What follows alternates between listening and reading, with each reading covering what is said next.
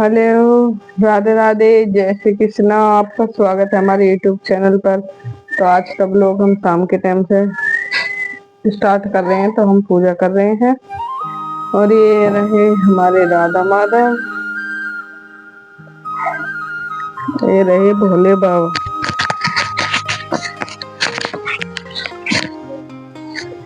तो मैं पूजा कर रही हूँ और इधर बैठे हैं हमारे कृष्णा जी। ठीक है जी, आप भी लोगों बने रहिए। तो मैं पहले पूजा कर लेती हूँ, फिर मैं थोड़ी सी भगवत गीता पढ़ूंगी। ठीक है, राधे राधे। तो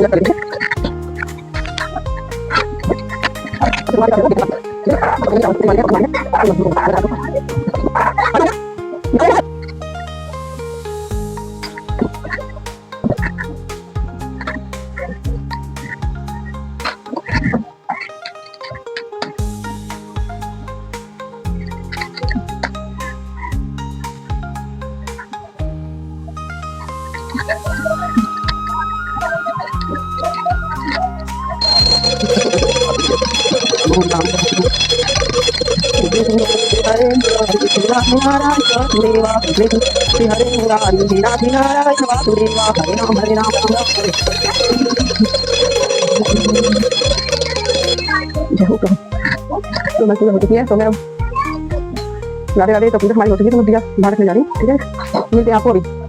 हम पढ़ेंगे इसे भगवत गीता का। ठीक है जी, तो हमने अभी एक चैप्टर तो पढ़ लिया था, मैं इसे डेली पढ़ूंगी। ठीक है, तो कहाँ से स्टार्ट है? ये है अध्याय 1 का ही है, चैप्टर 32। ठीक है जी, इसे है संजय उच्चवान। यह द्वारा मानव जाति के पथ पर दर्शन हेतु तब किया गया जब वे इस लोक में स्वयं उपस्थित थे। धर्मश्रेष्ठ शब्द समार्थ है, क्योंकि कुरुक्षेत्र के युद्ध स्थल में अर्जुन के पक्ष में श्री भगवान स्वयं उपस्थित थे। कौरवों का पिता धृतराज अपने पुत्रों की स्वयं विजय की संभावना के विषय में अत्यधिक संदिग्ध था, अतः इसे संदेह के कारण उसने अपने सचिव से पूछा। उन्होंने कहा कि उन्होंने क्या कहा, क्या वह आश्वस्त था कि उसके पुत्र तथा उसके छोटे भाई पांडु के पुत्र कुरुक्षेत्र की युद्ध भूमि में निर्णयात्मक संग्राम के लिए एकत्रित हुए हैं। फिर भी उसकी जिज्ञासा सामर्थ्य है। वह नहीं चाहता था कि भाइयों में कोई समझौता हो, अतः वह युद्ध भूमि में अपने पुत्रों की नीति भाग्य भावी के विषय में आश्वस्त होना चाह रहा था। क्योंकि इस युद्ध को कुरुक्षेत्र में लड़ा जाना था, जिसका उल्लेख वेदों में स्वर्ग के निवासियों के लिए तीर्थ स्थल के रूप में हुआ है। अतः धृतराज अत्यंत भयभीत था कि इस पवित्र स्थल का युद्ध परिणाम पर न जाने कैसा प्रभाव पड़े। उसे भली भांति ज्ञात था कि इसका प्रभाव अर्जुन तथा पांडु के अन्य पुत्रों पर अत्यंत अनुकूल पड़ेगा, क्योंकि प्रभाव से वे सभी पुण्यात्मा थे। संजय श्री व्यास का शिष्य था, अतः उनकी कृपा से संजय धृतराज के कक्ष में बैठे बैठे कुरुक्षेत्र के युद्ध स्थल का दर्शन कर सकता था। इसीलिए धृतराज ने उससे युद्ध स्थल की स्थिति के विषय में पूछा। पांडव तथा धृतराज के पुत्र दोनों ही एक वंश के संबंधित हैं, किंतु यहाँ पुत्रों को गुरु कहा और पांडवों के पुत्रों को वंश की उपस्थिति से विलंब कर दिया। इस तरह पांडु के पुत्रों को अर्थात अपने भतीजों को के साथ धृतराष्ट्र की विशिष्ट मन स्थिति समझी जा सकती है। जिस प्रकार धान के खेत में अवांछित पौधों को उखाड़ दिया जाता है, उसी प्रकार इस कथा के आरंभ से ही ऐसा आशा की जाती है कि जहाँ धर्म के पिता श्री कृष्ण उपस्थित हों, वहाँ कुरुक्षेत्र रूपी खेत में दुर्योधन आदि धृतराज के पुत्र रूपी अवांछित पौधों को अमूल नष्ट कर युधिष्ठिर आदि नितांत धार्मिक पुरुषों का स्थापना की जाएगी। वह धर्म क्षेत्र तथा कुरुक्षेत्र शब्दों की उनकी ऐतिहासिक तथा वैदिक महत्व का अतिरिक्त यह समाप्त है। संजय उज्जवल। ठीक है, संजय उवाच धृष्टात् पांडुवानीक बूंद दुर्योधन शताधा आचार्य मुदमे राजा वन वचन ब्रवीत। श्लोक 30। अब शुरू करते हैं हम श्लोक 3। ठीक है, यह आचार्य शिक्षक गुरु के उपसंड में पास जाकर राजा वचन राज। यह संजय ने कहा है, हे राजन, पांडु पुत्र द्वारा सेना की व्यूह रचना देखकर राजा दुर्योधन अपने पुत्र के पास एक और उसने ये शब्द कही हैं। तात्पर्य, धृतराष्ट्र जन्म से अंधा था, दुर्भाग्यवश यह आध्यात्मिक दृष्टि से भी वंचित था। वह यह भी जानता था कि उसी के समान उसके पुत्र भी धर्म के मामले में अंधे हैं, और उसे विश्वास था कि वे पांडवों के साथ कभी भी समझौता नहीं कर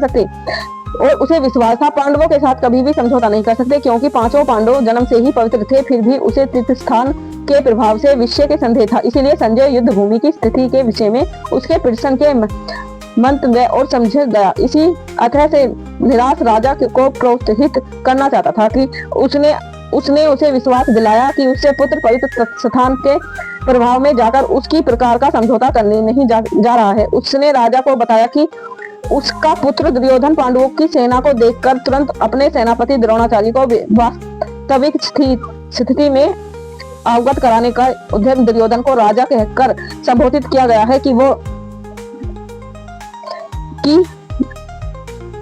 तो स्थिति में संबोधित किया गया तो फिर भी स्थिति में गंभीरता के कारण उससे सेनापति के पास जाना पड़ा। अतएव दुर्योधन राजनीति बनने के लिए सोचता उपयुक्त तथा, किंतु जब उसने पांडवों की व्यूहरचना देखी तो उसका यह कूटनीति व्यवहार उसके भय को छिपा न पाया। पश्चाता पांडु पुत्रा नामाचार्य मैत्री चमू व्यूढ़ा द्रुपद पुत्रेण वह विशेषण धीमता। हे आचार्य, पांडु पुत्रों के विशाल सेना को देख जिसे आपके बुद्धिमान शिष्य द्रुपद के पुत्र ने इतने कौशल के व्यवस्थित किया है। तात्पर्य, परम राजनीति दुर्योधन महान ब्राह्मण सेनापति द्रोणाचार्य के दोनों को इंगित करना चाहता था। अर्जुन की पत्नी द्रौपदी के बिना राजा द्रुपद के साथ द्रोणाचार्य का कुछ राजनीति झगड़ा था। इस झगड़े के फलस्वरूप द्रुपद ने एक महान यज्ञ संपन्न किया। उसे ऐसा पुत्र प्राप्त होने का वरदान मिला जो द्रोणाचार्य का वध कर सके। द्रोणाचार्य इसे भली भांति जानता था, किंतु जब द्रौपद का पुत्र धृष्टद्युम्न युद्ध शिक्षा के लिए उसको सौंपा गया तो द्रोणाचार्य उसे अपने सारे सैनिक रहस्य प्रदान करने की में कोई शिक्षक नहीं हुआ। अब धृष्टद्युम्न कुरुक्षेत्र की युद्ध भूमि में पांडवों का पक्ष ले रहा था और उसने द्रोणाचार्य से जो कला सीखी थी उसी के आधार पर उसने यह व्यूह रचना की थी। द्रोणाचार्य की इस दुर्बलता की ओर इंगित किया कि उसने वह युद्ध में सजग रहने को समझौता करने के इसके द्वारा वह द्रोणाचार्य को भी वह बताया जा रहा था कि वह अपने प्रिय शिष्य पांडवों के पुत्र बुद्धि में उतारता न दिखा बैठा है। विशेष रूप में अर्जुन का अत्यंत प्रिय एवं तेजस्वी शिष्य का दुर्योधन ने उसी भी चेतावनी दी कि युद्ध में इस प्रकार की उद्धरता से हार हो सकती है। अब श्लोक, अन्य श्रुवा महोवासा भीमार्जुन सभा युद्धानो राष्ट्र ध्रुव महाराज। इसका तात्पर्य इसका है, इस सेना में भीम तथा अर्जुन के समान युद्ध करने वाले उनके वीर धनुधर हैं तथा महारथी युधान विराट तथा द्रुपद। तात्पर्य, यदि युद्ध कला में द्रोणाचार्य की महान शक्ति के समान धृष्टद्युम्न महत्वपूर्ण बाधक नहीं था, किंतु ऐसे उनके योद्धा थे जिससे तथा वह दुर्योधन इन्हें विजय पद में अत्यंत बाधक बताता है, क्योंकि इनसे में प्रत्येक योद्धा भीम तथा अर्जुन के समान दुर्जय तथा उसे भी तथा अर्जुन के बल का ज्ञान, इसीलिए वह अन्य को तुलना इन दोनों में से करता है। धृष्ट केतु की चितान काशीश्च वीर्यमान पुरुजित कुल कितो भेष्ट श्रेष्ठ नरपुंडे। इनके साथ ही धृष्ट केतु चेकितान काशी राज पुरुजित कुंती भोज तथा शेव जिसे महान शक्तिशाली योद्धा भी हैं।